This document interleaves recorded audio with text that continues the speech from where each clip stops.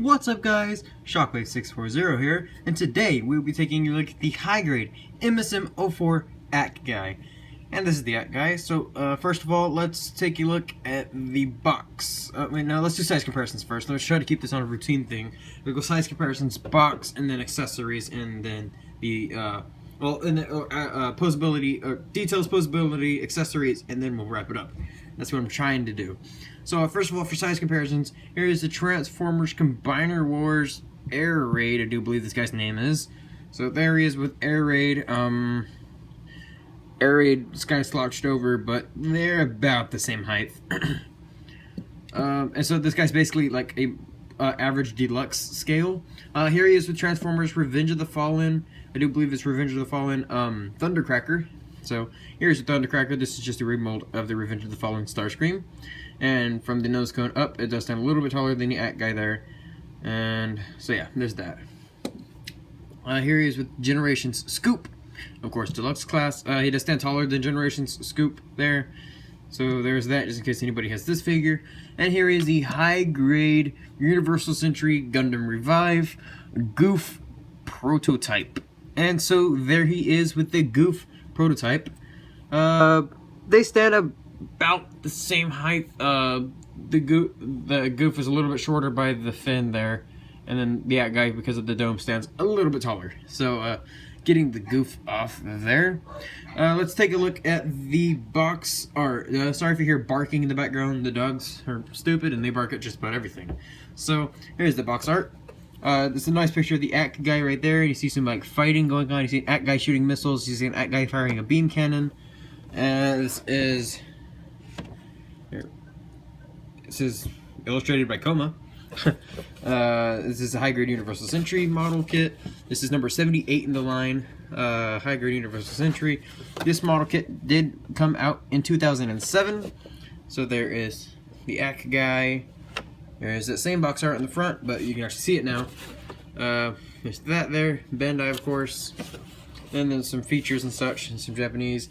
And this does cost 1,400 yen, which is close to about $14. I do believe I got this for closer to $10, if I do remember correctly. Bringing in the instructions. So here's the instructions. It just has a nice picture of the Acguy right there with like a glowing eye for some reason. It says MSM04 Acguy Principality of Xeon Mass Productive Amphibious Mobile Suit. There's the tech specs kind of thing right there, if you want to see all of that. 1 to 1/44th scale, so basically 144 of these stacked up would basically equal an actual Acguy's height. The Gundam does stand 19.2 meters tall. That's pretty big. Here on the back, here is the runners and all of that. Anything, I didn't mention this in the other videos, but anything X'd out means it's not used, so you can put that in your extra parts pile. And then there's all that junk and stuff. Here is this thing. You can see Acguy, some details, some stuff and things. Opening this up, more stuff and things. How to actually start building the model kit. You got the body, and then you got the backpack, and then you go to the head, and then you start getting into the arms. And then you get into the hands, and then you get into the legs and the feet, and how to connect all of that, and then how to move the eye, and how to do the hands, and all of that. So, there's that. And now, let's take a look at the actual Acguy itself. And so, here is the Acguy. This is one of my earlier model kits, I do believe. It's a great model kit. I love this thing. This thing is really, really solid, too. I mean, this guy has some actual weight to him. Obviously, no die cast. This is completely made out of plastic. But, like, inside this body, there's, like, a core system kind of going on in there. And it provides a lot of weight inside of there. So this is actually a hefty mobile suit. It's not just hollow plastic that's just everywhere. I mean, you can kind of... maybe you can kind of hear that. There's actually something actually going on in there. Right here, you can see where these lines are. That actually did mold where the cockpit would open and then the pilot would get in and out. Obviously, you can't do that with this one because this is just the high grade, but with the master grade, you can. Let's see. I did paint the fans and those bolts and whatever the heck that thing is in silver. Originally, this would not come like this. It would just be there. And then I also did paint these thrusters, the top of the thrusters in silver. It's kind of rubbed off and stuff just from aging. And then I did paint in his trunk there. You can see his nice pink eye in there, which is just a sticker on a clear piece of plastic, and he's got this clear dome right here. I think it's made to protect the eye sticker so it doesn't get scratched off or anything like that, and to kind of give that illusion that it's all like separated and kind of almost floating there, like the Acguy had. The hands I have equipped on him right now are the beam cannon claw hand retracted, and then the missile pod beam cannon hand. So those are the two hands I have equipped right now. They do come with a standard missile pod without the beam cannon on there, and then they come with the extended claw form. And his trunk just fell off. What the heck? That's never happened. Well, first of all, let's actually take a look at his head real quick. I'm not going to really show it off because it takes a little while to do, but to actually move the eye, basically what you do is you just pull these shell pieces off. I'll go ahead and just pull them off just to show you the details. And hang on, it fell. Hey, where'd it go? There it is. Just show you the details in there. Maybe it's coming across. I'll just go ahead and take off the clear all that plastic stuff, not the clear plastic, but all that. And then you can see these cannons here, and that's not wanting to stay on. You see the cannons there, and then all those nice molded in details that are going all around. Basically, if you want to move the eye, you just pluck out those two cannons, and then you see this eye here is on a track system going around, and so that allows the eye to rotate almost all the way around. There's a little section there in the back that it can't go across, but it can go all the way up and back and look side to side a little bit, go all the way forward, and go all the way to right here, and then all the way back and look forward.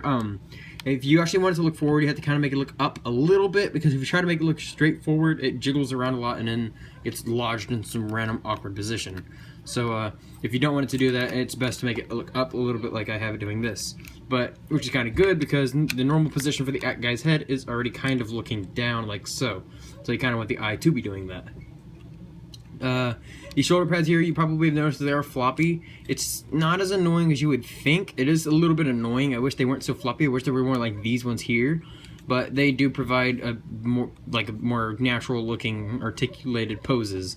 Getting into the actual articulation of this guy, and his trunk fell off again, of course. I'm gonna have to glue that on there. Look at there. Actually, hang on. Sorry guys. He doesn't usually fall apart this easily. It's just this doesn't want to cooperate with me here.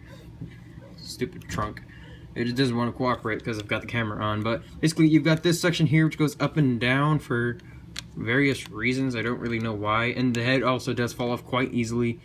And then the head can rotate a full 360, but then it likes to fall off. You got the thrusters here, which can move forward and back, which are kind of loose on mine. You do have the shoulders, which can go up that high. They can go in and out. They can go a full 360. You have a ball joint right here below the arm, and then you have a small hinged elbow, so that gives you the rotation and stuff that you need. Same on the other arm, and the hands technically rotate, but it's kind of pointless.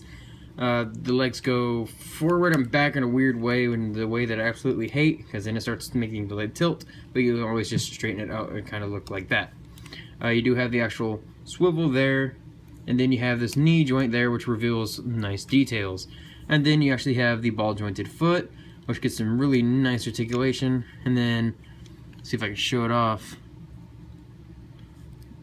There's some details inside of there. There you go. You can kind of see it. Just a little bit of details inside of there.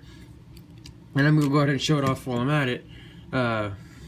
Pulling off that leg part right there and going ahead and pulling this off, you can see that there's actual detail underneath that armor section there, which is pretty dang cool.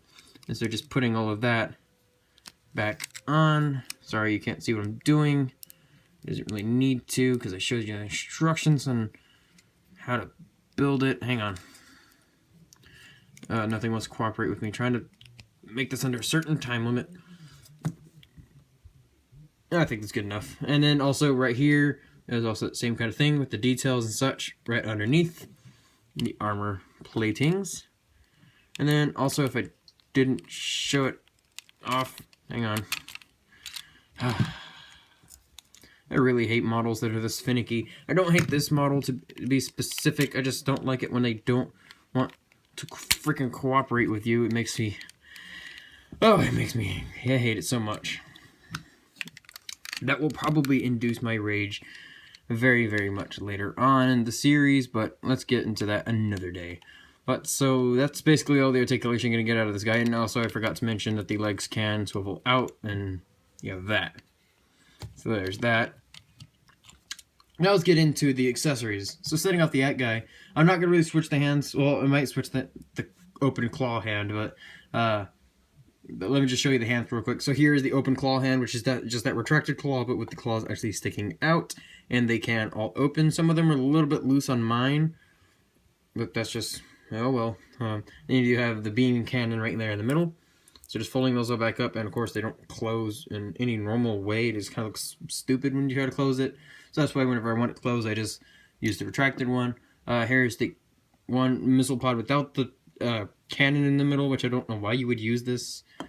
I think it's stupid. And then you come to these arm extenders, which have these section joints that can come out, and then that helps you give more articulation and to do the weird stretchy arm punches. And he does come with 2 of these. The other 2 hands, he only comes with 1 of each of those, and then he's got the 2 there she has equipped. And you actually can combine these, which the instructions actually do show this. You can combine these, and then you can use that as like an extra long arm appendage right there. You want to be careful with these because this is not a polycap and ball joint socket. This is a plastic on plastic ball joint, so you want to be careful with that.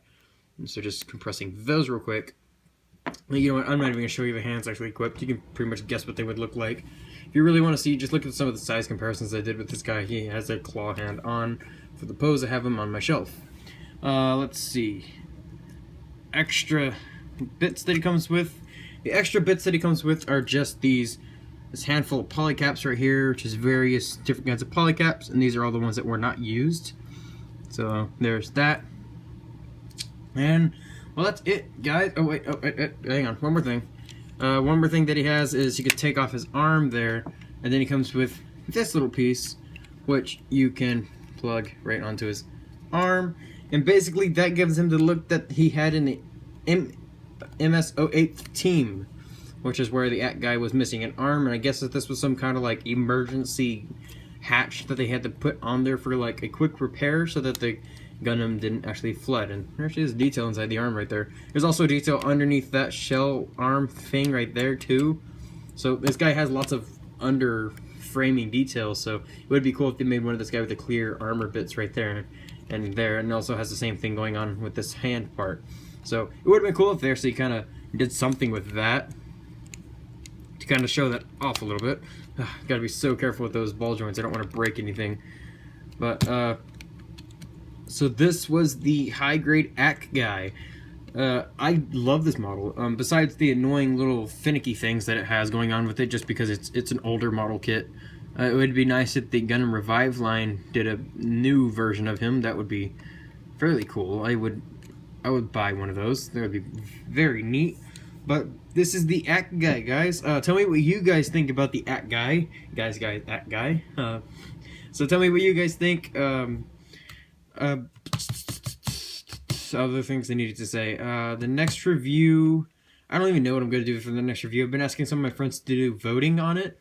So if you guys have any suggestions, I'll feel free to listen to them. I'll tell you if I have the figure, if I don't have the figure, or if I don't have the necessary setup here to actually record the figure just because it's too big or too complex. But if I do have, if I can't do it, I will. So thanks for watching, guys. Make sure you tune in for the next episode where I'll be reviewing whoever. Maybe I'll do a contest in the comment section so you people can vote. But oh well, we'll get to it. Thanks for watching, guys. We'll see you later.